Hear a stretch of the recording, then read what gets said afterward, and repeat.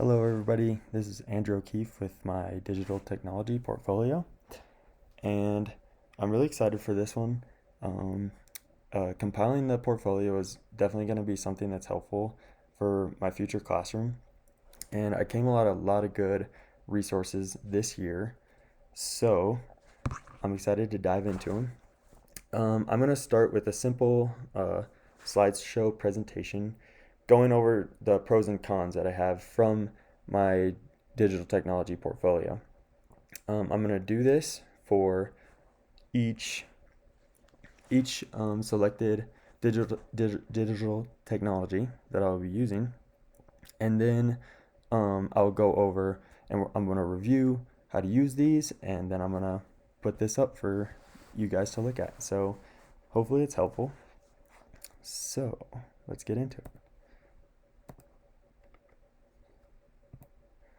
The four digital technologies that I'll be presenting on are PhET, which is an online lab interactive um, application for students, and it's a really good one that I was exposed to from my mentor teacher, and also from my professor in my science methods teaching class. I'll be looking at an ancient Earth globe, which I played with my mentor teacher, and I put it into actually my lesson plan for this class. And then an interactive water cycle diagram for kids, and that's the National Geologic Survey that does that. So that's kind of the resource, the larger resource is the NGSS. And then I will look at the Journey to the Center of the Earth, and that's another application that I like. I embedded into a lesson plan for this class, and I'm excited to look at that one with y'all. So, PhET, the pros of PhET, it has a variety of simulations for many different science topics. PhET is free and easily accessible. We'll look at that in a minute, and it really is super easy, and you can find a ton of these simulations. It has visual and hands-on learning experiences. The cons of PhET, it's limited to certain scientific disciplines, so it's mostly physics, chemistry, and biology. So it's not useful if you're not science, and really it's mainly for the physical sciences as well. It requires internet access to fully utilize, which can be expected with most of these resources, but that is a con for some of them. It's not the good old paper and pencil. Some simulations may be complex for younger students, and they may be complex for older students too. I'll have to say myself. All right, for the ancient Earth globe, the pros is it gives students an opportunity to explore geologic time, which is something that doesn't happen a lot in the classroom.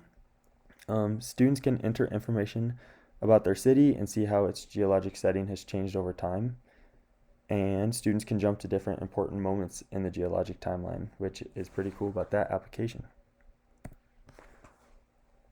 For the cons for the ancient Earth, it's a simple application that just covers one subject. Um, I have two of these that I'm looking at that just cover one subject, and so it's not a wealth of resources. However, if it's useful, I would say use it, and yeah, it's just not as versatile as some of the other um, digital technologies. Um, it's also a con that it can be difficult to interpret what is modeled, and it does not show very much detail of the Earth's surface, so it could lose some of the interest around that. The next resource is an interactive water cycle diagram for kids, and the pros are that students can experiment with variables like temperature and location. It shows the water cycle clearly through visuals, and it can be used in class or at home, and that's definitely a pro. Some cons for that one, it doesn't replicate real life observations perfectly. For the water cycle, it's definitely simple, but it does have three different levels that you can look at it through. It needs a good internet connection and device, and it may not cover all details of the water cycle. So those are the cons. And the final resource that I'll be looking at, the Journey to the Center of the Earth. The pros are that this application is free and easily accessible. It demonstrates features of the Earth's different layers, provides interesting information to help students be engaged with the content. The cons for that one is the application provides a model that is not perfectly to scale, and the application is also just a one subject simulation, so it cannot be applied in multiple different lessons. It could be multiple different lessons, but not subjects. So let's get into these resources. And first we'll start with PhET. So this is PhET, and I can even go back a stage to the home one. So when you go to PhET, it'll look like this. The link is not accessible for this presentation, but it's in my digital technology portfolio. So since I'm a primarily Earth and space background, I'll look at the simulations there.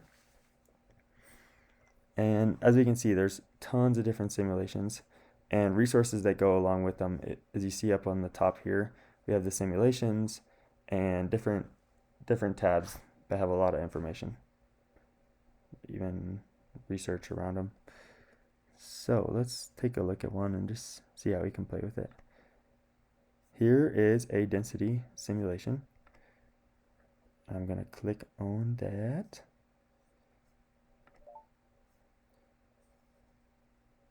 So right now we have a little simulation, and we can play with the scales here, changing the mass of the object. I made the volume way up. You can play with these different the mass and the volume create the density.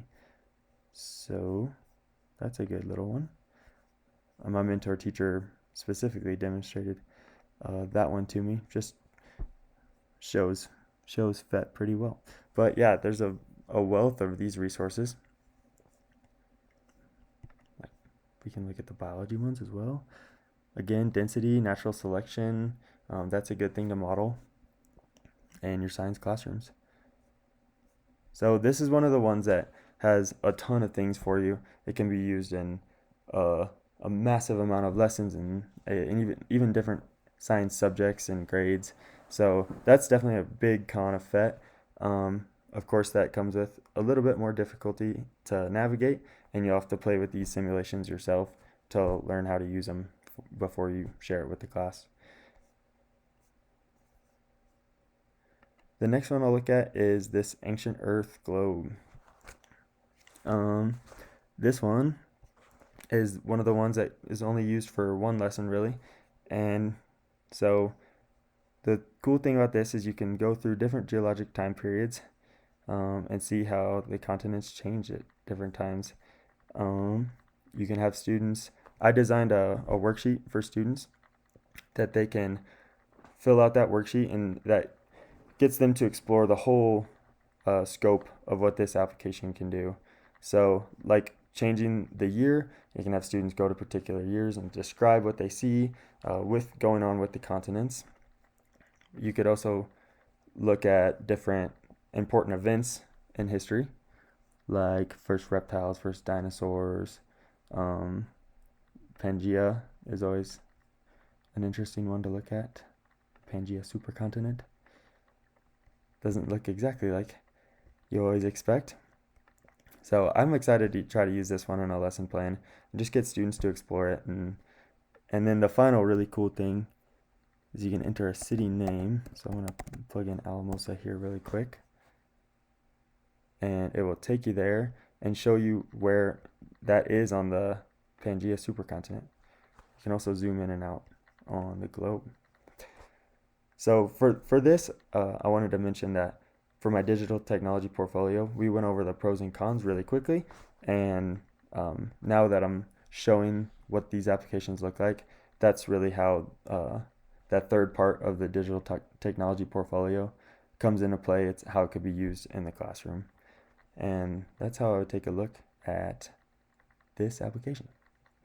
And the next one was the interactive water cycle diagram for kids. So this is also in the USGS, US Geologic Survey. They have a ton of good resources, not necessarily all made for kids like this, but this one is. So in a lesson have um, students, they have a lab, a virtual lab that goes with this, and they can go through it. It asks them to read through all the information that comes as you hover above different stages of the water cycle. It can show you them and different things. So, and it also has different versions available. So the con for this one was that you needed a fast internet connection. I'm seeing that right there. So, and like I said, this one again is sort of a one lesson thing, but the USGS is a virtual digital technology that's also very useful. And last but not least, we're going to take a peek at the journey to the center of the Earth. How would I use this in a class? I would use it for going along with an assignment that again has students explore it and answer different questions about it. So this one, you scroll through and it shows you depths in the Earth's surface. It has the measurement, shows you some things that are going on at different depths in both the crust and the ocean. And eventually, so the ocean will stop and the Earth's layers continue to go on. A con of this that I mentioned is it's not perfectly to scale. So I was really interested at first. I was like, oh wow, it's gonna get you to scroll all the way through the Earth like to scale. But if we were spending this much time in the crust, that would take a long time because the Earth is extremely thick in these different areas. So that was that technology. Let's see what we have. It's talking about a submarine that helped rescue Titanic survivors. Can go to this depth of the ocean. The deepest hotel room in a mine in Switzerland. Yeah, but once you get way down, the very end, the ocean bottom stops, and then we get some of the deep things in the Earth, but then obviously not to scale. Once we get past the crust, quickly get to the Earth's core. So, but I was intrigued by that one.